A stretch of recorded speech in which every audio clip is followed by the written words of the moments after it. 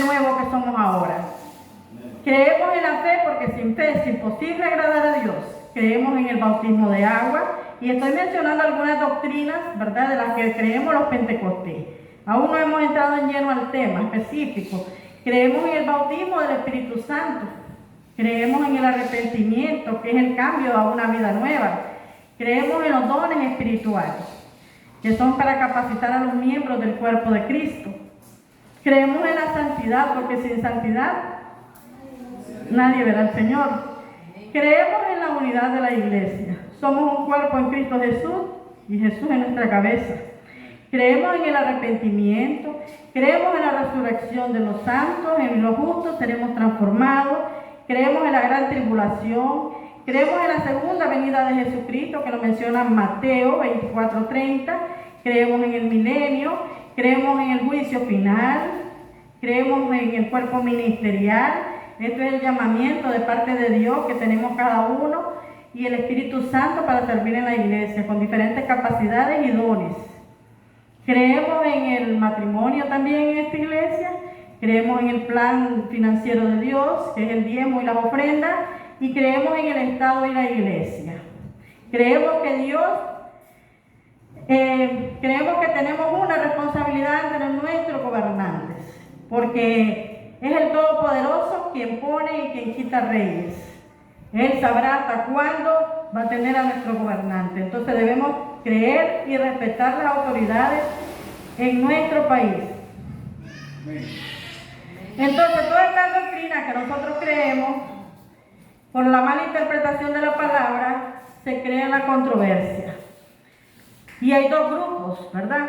Porque hay un grupo de personas que dice que la salvación se pierde, porque solo leen 5 textos bíblicos que están en el Nuevo Testamento, pero se olvidan de leer 175 textos bíblicos. En el Nuevo Testamento, al parecer, se pierde la salvación, pero la salvación no se pierde, ¿verdad? Hay 175 pasajes en la palabra del Señor que dice que la salvación no se pierde, pero hay que leerlos e interpretarlos bien. Entonces, cuando tenemos dos doctrinas, ¿verdad?, es importante buscar cuál es la que tiene más peso teológico para poder entender por qué las personas creen en su doctrina equivocada. Por eso debemos estar instruidos siempre y leyendo la palabra, porque si no leemos la palabra, fácilmente una persona con una doctrina equivocada nos engaña. ¿Para qué? Hacerles y dar a conocer con versículos a través de contexto dentro del cual el texto está escrito.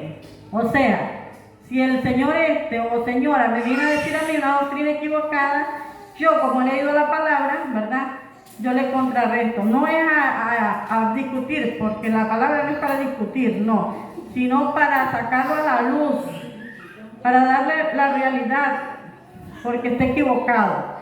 Entonces, un ejemplo le voy a dar.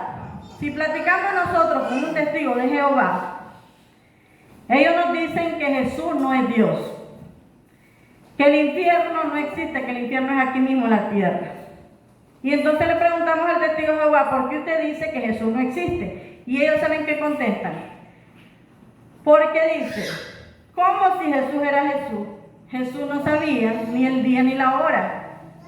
Y decía que no sabía. Entonces ellos no han leído todavía Filipenses 2, que dice que Él se hizo igual a nosotros, se puso debajo del Padre temporalmente para hacer solamente la voluntad del Padre y dejarnos ejemplo de sumisión y unidad. Jesús era 100% hombre y 100% Dios. Bendito sea el Señor. ¿Quién vive? Dios. No se me duerman, estamos comenzando, ¿verdad?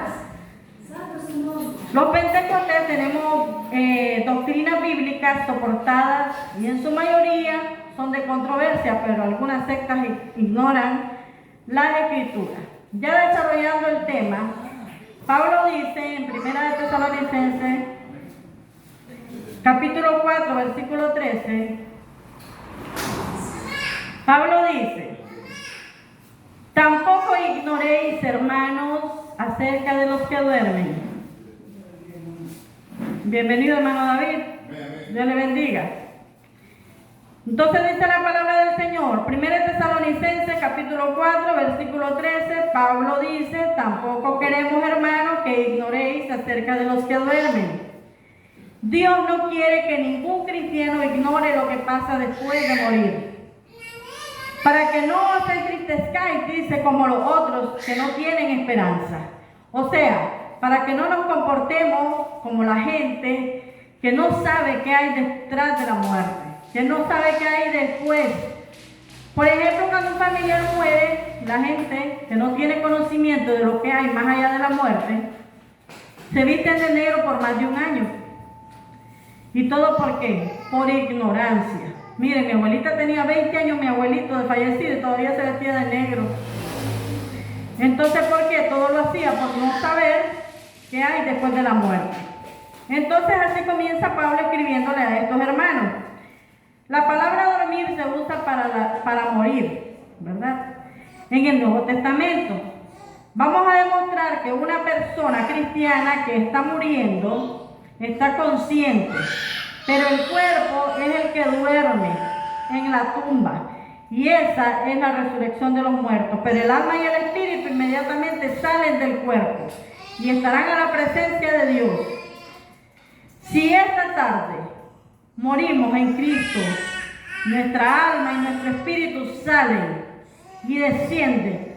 Si morimos sin Cristo, nuestra alma y nuestro espíritu salen y descienden al centro de la tierra, al Hades, dice la palabra, al Seol, que son diversos compartimientos.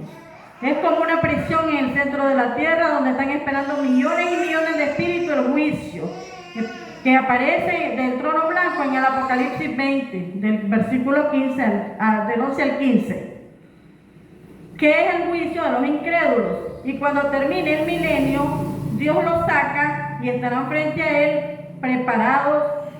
Ya no tendrán oportunidad para doblar rodillas y pedir perdón. Y Dios va a abrir los libros y les va a demostrar con los ángeles y con nosotros los que hemos muerto en Él, ¿verdad? Como jurado, lo leen en 1 Corintios capítulo 6, versículos 3 y 4. Entonces, un cristiano muere, tenemos tristeza, porque si un cristiano muere, pues nos da tristeza, un familiar, ¿verdad? Tenemos que llorar, pues si nos dan a llorar, lloramos, porque hasta Jesús lloró. No nos tenemos que aguantar, porque si nos aguantamos nos reprimimos y nos descomponemos emocionalmente y mentalmente. Pero cuando nuestro familiar muere, está en un lugar mucho mejor que en esta vida. Con Jesucristo, solo con Él tenemos esperanza. Si vemos el versículo 14 que leímos, dice, pero si creemos que Jesús murió y resucitó, así también Dios traerá con Jesús a los que durmieron con Él. O sea, cuando Jesús venga en el arrebatamiento, no viene solo. Vendrán con los que murieron en Cristo, dice la palabra. O sea, desde Pentecostés hasta nuestros días, porque los santos del Antiguo Testamento resucitarán después de la tribulación. En 1 Corintios capítulo 15, versículos 22 y 28, hay varias resurrecciones. Si gustan las leemos ahí, porque hay un orden para las resurrecciones. O sea, esto implica, vamos a leerlo. Leamos 1 Corintios capítulo 15, 22 al 28. Un poquito atrás. Porque así como en Adán todos mueren, también en Cristo todos serán vivificados, pero cada uno en su debido orden. Cristo las primicias, luego los que son de Cristo en su venida, luego el fin, cuando entregue el reino al Dios y Padre, cuando haya suprimido todo dominio, toda autoridad y potencia, porque precioso es que Él reine hasta que haya puesto a todos sus enemigos debajo de sus pies. Y el postrer enemigo que será destruido en la muerte, porque todas las cosas las sujetó debajo de sus pies. Y cuando dice que todas las cosas han sido sujetas a Él, claramente se exceptúa aquel que sujetó a él todas las cosas. Pero luego que todas las cosas le estén sujetas, entonces también el Hijo mismo se sujetará al que le sujetó a él todas las cosas, para que Dios sea todo en todos. Amén, gloria a Dios. Entonces, cuando inicia diciendo aquí en el 22, dice, pero cada uno, porque así como Adán, todos los muertos también en Cristo, todos serán resucitados. Entonces ahí explica, hay varias resurrecciones, no solamente una. O sea, esto implica que los muertos en Cristo ya no están en el cementerio, están en el cielo. Cuando un familiar nuestro muere, uno no regresa al cementerio. ¿Saben por qué? Porque ahí no hay nada que hacer. Porque ahí solamente hay huesos y un montón de lagartijas que andan por todos lados. No tenemos nada que ir a hacer. Y si regresamos al cementerio y nos paramos frente a una tumba, eso se llama paganismo. Todas esas costumbres las hemos ido arrastrando. ¿Por qué? Por ignorar qué hay después de la muerte. Pero Jesús vino a abrirnos los ojos y el entendimiento para que vivamos una vida de verdad y de conocimiento. ¿Verdad? Gloria al Señor. Leíamos capítulo 15, 16, 17 y 18 de Tesalonicenses, y dice el capítulo 15, por lo cual os decimos esto en palabra del Señor, que nosotros que vivimos, que habremos quedado hasta la venida del Señor, no precederemos a los que durmieron. O sea, Jesús le reveló a Pablo lo que leemos aquí. Dice el versículo 16, porque el Señor mismo, con voz de mando, con voz de arcángel y con trompeta de Dios, descenderá del cielo y los muertos en Cristo resucitarán primero. Luego nosotros, los que vivimos, los que hayamos quedado, seremos arrebatados juntamente con ellos en las nubes, para recibir al Señor en el aire, y así estaremos siempre con el Señor. Por tanto, alentados unos a los otros con estas palabras. Por eso se llama rapto, porque rapto o arrebatamiento son dos palabras sinónimas. Les voy a dar un ejemplo. Si tengo algo aquí en la mano, a ver, si está aquella bebé allá, ¿verdad? Dios no lo permita, y alguien se la pasa llevando, se la arrebataron. No lo esperábamos, no estábamos atentos a esperar a que la niña se la iban a llevar. O tengo algo en la mano y me lo arrebatan, por eso se llama arrebatamiento, porque no vamos a saber ni la hora, ni el momento, simplemente va a ser en un abrir y cerrar de ojos, como dice la palabra. Entonces, cuando eso suceda, cuando seamos raptados, van a haber personas, millones y millones de personas, que se van a encontrar la ropa nada más tirada en el suelo. Y todos los bebés, y todos los menores de edad, hijos de los cristianos, y todos los menores, porque de los niños es el reino de los cielos, ellos van a ser llevados también. Pilotos van a desaparecer, aviones van a chocar, el tráfico vehicular será un caos, ¿verdad? Los medios de comunicación, los que queden, se volverán locos tratando de saber qué es lo que pasó aquí en la tierra. El mundo no conoce lo espiritual. En el versículo 16 que leímos dice que viene con voz de mando, y solo los que estemos en Cristo Jesús lo oiremos. Viene con el arcángel. También dice que vendrá con una trompeta, pero esta no es la trompeta del Apocalipsis que aparece ahí, porque las trompetas del Apocalipsis son las trompetas del juicio. Y la trompeta que habla aquí es para llamarnos a nosotros, para que seamos reunidos con Jesús. Note usted que los primeros en encontrarse con Jesús en el aire serán los muertos en Cristo, dice la palabra. Vean cómo dice, en Cristo. O sea, desde Pentecostés, como les decía, hasta nuestros días, se formó la iglesia. En el Antiguo Testamento, ¿sí es? ¿Cómo? Sí, así es. Perdón, disculpen, me equivoqué. No existe la iglesia.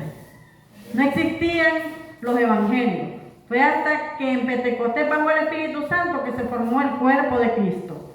Y ahora la iglesia somos nosotros, los humanos, los que estamos en Cristo. Somos el cuerpo místico de Jesús, de Cristo. El cuerpo místico significa el cuerpo unido de Cristo. Entonces, en el rapto, si nosotros estamos vivos, y viene el sonido, en un abrir y cerrar de ojos estaremos en el cielo con Él. Ya Él no viene, ya Él viene con todos nuestros parientes que murieron antes que nosotros en Él, si estamos nosotros vivos. Los santos del Antiguo Testamento resucitarán después de la tribulación. Y es que hay un orden, como lo leíamos allá, un orden establecido para la resurrección. Primero Cristo, decía la lectura que le dio el hermano David. Primero Cristo, que es la primicia. Luego los que son en Él. O sea, luego la iglesia, nosotros. Dice la palabra en el versículo 17. Luego nosotros, los que quedemos, seremos arrebatados juntamente con ellos en las nubes para recibir al Señor en el aire y seremos siempre con el Señor. El rapto es en el aire con Jesús. No baja el Señor aquí. Ya no viene como oveja que lo mataron al matadero. Ya no. En su segunda venida Él no baja. Él se queda en las nubes. Viene a llevarse su iglesia pura, sin arrugas, sin mancha, sin contaminación. Veamos en el pasaje de 1 de Corintios, capítulo 15, versículos 50 al 58 que lo leímos. Dice el 50. Pero esto digo, hermanos, que la carne y la sangre no pueden heredar el reino de Dios, ni la corrupción hereda la incorrupción. En primer lugar, el cuerpo que nosotros tenemos, el cuerpo que usted tiene, que yo tengo, está formado de carne. Y esta carne cubre todos nuestros órganos y nuestros huesos. Nosotros tenemos un líquido que se llama sangre. Y antes que estos médicos supieran que en nuestro cuerpo había sangre y que supieron que la sangre circulaba en nuestro cuerpo, ya lo decía hace más de 2800 años en la Biblia, en Levítico capítulo 17, versículo 11, porque la vida de la carne es la sangre. En la sangre está. Ahí está establecido que la sangre, que la carne, que la vida de la carne es la sangre. Tu cuerpo y mi cuerpo está hecho del polvo. Estamos diseñados para vivir en la tierra. Nos alimentamos de la tierra. Aquí vamos a seguir hasta que nuestra muerte física, hasta que venga nuestra muerte físicamente. Pero en el rapto, este cuerpo será transformado en un cuerpo incorruptible. Este cuerpo corruptible que se deteriora va a ser transformado, va a ser levantado por obra de Dios y vamos a ser cambiados completamente por otro cuerpo incorruptible. Seremos transformados en un cuerpo que se adecuará a vivir en el cielo, donde ya estaremos gozando de la vida eterna y ahí no habrá llanto. Ahí no tendremos el aguijón de la muerte, porque el aguijón de la muerte fue vencido en la cruz con Jesús. Leímos el versículo 21. Pablo dice, les digo un misterio. El rapto de la iglesia era desconocido para los judíos. Ningún profeta del Antiguo Testamento habló del rapto de la iglesia, ni se habló que habríamos un grupo de personas que no íbamos a morir. Era desconocido en el Antiguo Testamento. Y en ninguno de los evangelios se habla del rapto. No se habla del rapto ni en Pablo, ni en Mateo, ni en Mateo, ni en Marcos, ni en Juan, ni en Lucas. Solamente en Juan, el Señor Jesucristo dijo, en el capítulo 14, versículo 2, dijo Jesús, voy a preparar una morada. Cuando se habla de morada, es un lugar eterno para ustedes, y vendré y les tomaré a mí mismo. Entonces, este misterio era un secreto que Dios tenía guardado y solo se lo reveló a Pablo. Para nosotros, los que pertenecemos a la iglesia, ¿cuál es ese misterio? Que no todos vamos a morir, pero todos vamos a ser transformados. En un parpadear de ojos seremos transformados a la semejanza del cuerpo con el cual Cristo resucitó. Vamos a demostrar claramente con la Biblia de qué está compuesto nuestro cuerpo. Vámonos a Génesis capítulo 35, versículo 18. Génesis capítulo 35, versículo 18. Se nos durmió el hermano Sergio. Sergio, hola. Hola, ¿hay alguien por ahí? Dice la palabra del Señor. Y aconteció que al salírsele el alma, pues murió. O sea, al morir se salió el alma. Dice en este versículo.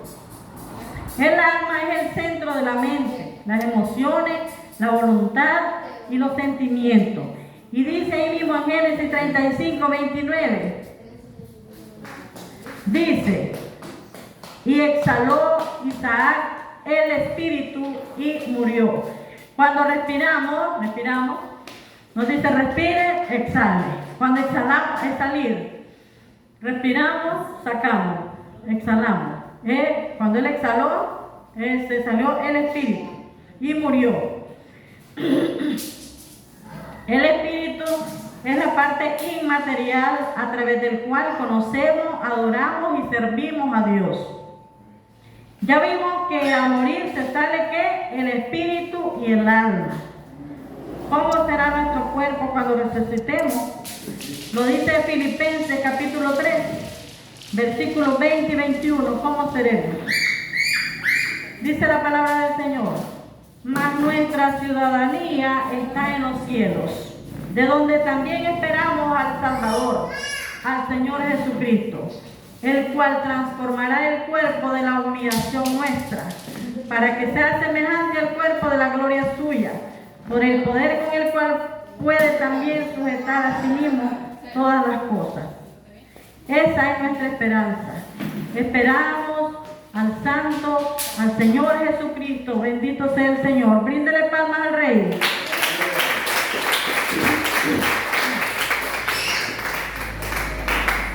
La pieza clave es saber que cuando resucitemos, nuestro cuerpo tendrá las mismas características que tuvo Jesucristo al resucitar. ¿Cuáles son las cualidades de Jesucristo? Las vamos a estudiar. Si queremos nosotros estar ser parte de ese rapto y ser parte de estuviera muerto, el romano tenía que asegurarse que el crucificado estuviera muerto antes de bajarlo. Para confirmarlo, ellos lo que hacían era con un mazo le quebraban las rodillas a los que estaban crucificados.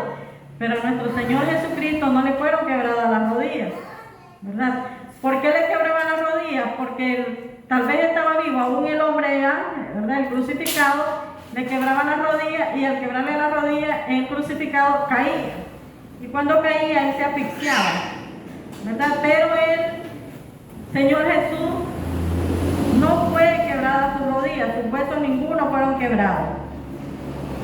Ellos los romanos así se aseguraban que estaba muerto, ¿verdad? Que moría por asfixia. Pero en Juan 19:33 está escrito que a Jesús no le rompieron los huesos. Dice la palabra. Mas cuando llegaron a Jesús, como le vieron ya muerto, no le quebraron las piernas. Y cuando se acercó un soldado a Cristo para romperle los huesos, pues me imagino yo que le debe haber dicho, espérate, lo voy a probar. Le metió la lanza en el costado para probar y ya estaba muerto el Señor. ¿Alguna vez nos hemos preguntado de qué murió entonces el Señor? Nos hemos preguntado de qué murió Jesucristo si no le quebraron los huesos, no murió por asfixia. Y cuando el soldado le metió la lanza acá, él estaba fallecido. Entonces, ¿de qué murió el Señor? Muy bien. Nuestro Señor Jesucristo murió de dolor moral. Fueron nuestros pecados los que hicieron morir a Jesús en esa cruz. Nuestros pecados le rompieron el corazón a nuestro Señor. Entonces yo no me explico por qué la gente no adora a Jesucristo. Si Él vino al infierno y por nuestros pecados Él murió, ¿cómo pueden estar tan tranquilos en sus casas, aún habiéndolo conocido? Vamos a ver algunas de las cualidades de Jesucristo para que nosotros esas mismas cualidades las debemos tener para poder ser partícipes del rapto de la iglesia. Jesucristo, su primera cualidad era la humildad y el servicio. El Señor Jesús dijo en Mateo capítulo 11, versículo 29, aprended de mí que soy manso y humilde de corazón. La humildad es una virtud que consiste en conocer nuestras propias limitaciones y debilidades. Por ejemplo, la humildad es la ausencia de la soberbia. Es una característica que todo cristiano debe manifestar. Nadie que se dice llamar cristiano se debe sentir superior a nadie. Ya se los he dicho en algunos estudios anteriores. Nadie es más que nadie. Todos somos parte de un cuerpo de Jesús. ¿Verdad? Y si me siento superior, si me siento soberbia, si soy de mal corazón o queriéndole hacer mal a mi prójimo, entonces no me puedo llamar cristiana. Yo entonces sería la hija del malo, ¿verdad? El Señor Jesús, otra cualidad, era misericordioso. Dice Mateo 15, versículo 32. Dice la palabra del Señor: y Jesús, llamando a sus discípulos, dijo: tengo compasión de la gente, porque ya hace 3 días que están conmigo y no tienen que comer.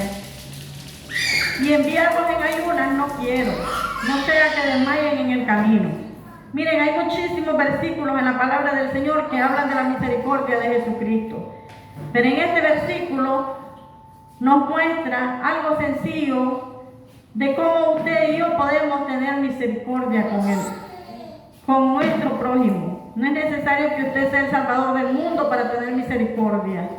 Solamente con pequeños actos mostramos nuestra misericordia. El Señor también, una de las cualidades que le caracterizaban era el amor. Primera de Juan capítulo 4 versículo 8 dice: Dios es amor. Este es el verdadero significado de amar. El amor de Dios hace que nosotros tengamos un amor sacrificial. El amor que la persona que no conoce a Dios, entonces esa persona no sabe amar.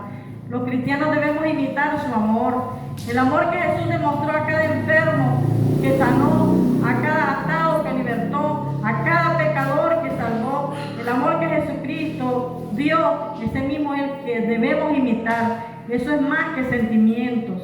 Es entrega, es un amor sacrificial, dedicación, un amor de perdón, un amor de corrección. No hay otro amor igual como el amor de Dios. Y el mismo amor que Jesús nos demostró en la cruz del Calvario es el mismo amor que debemos demostrar nosotros si queremos ser partícipes de este rapto y poder vivir eternamente con el Señor. Otra cualidad de nuestro Señor Jesucristo era su santidad. La santidad transmite la idea de ser puro, de ser limpio, apartado de la corrupción. La santidad de Jesús denota su absoluta posición moral. No es imposible imitar la santidad de Dios. Él fue tentado, sin embargo, siendo hombre, lo pudo sobrellevar esa tentación. Cuando tenemos una comunión continua con Dios, cuando siempre estamos conectados con Él, entonces cuando vengan las tentaciones, hay algo que se llama Espíritu Santo en nosotros, nos va a poner el alto ahí. Porque eso nos va a decir que aquí está escrito Jesús, ¿verdad? Entonces nos va a decir aquí Espíritu Santo. Ya no puedo hacer lo que hacía antes. Sin santidad nadie verá al Señor. La quinta cualidad del Señor que vamos a leer aquí es la obediencia. La obediencia es la acción de hacer algo que te envían a hacer un superior, a cumplir una orden o un mandato. Dios no escatimó nada para venirse a igualar a nosotros, por amor a nosotros mismos, para que fuésemos libres, perdonados, redimidos y hacernos a través de ese sacrificio coherederos del reino de Dios. Si nosotros imitamos todas estas cualidades que Jesús nos enseñó, sin duda alguna, seremos arrebatados y transformados de este cuerpo corruptible a un cuerpo incorruptible. Dice el versículo 54: y cuando esto corruptible se haya vestido de incorrupción y esto inmortal se haya vestido de inmortalidad, entonces se cumplirá la palabra que está escrita: sórbida es la muerte en victoria. O sea, este cuerpo allá nunca va a envejecer. Este cuerpo allá ya no se nos van a hacer arruguitas aquí, ¿verdad? Ya no van a andar usando cremitas para las arrugas. No, ya no. Ya no vamos a usar lentes. Estos lentes, miren que ahorita yo no miro nada, allá no voy a necesitar lentes. ¿No?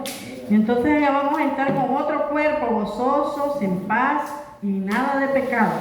Vamos a vivir 24/7 adorando y exaltando al Rey de Reyes y Señor de Señores.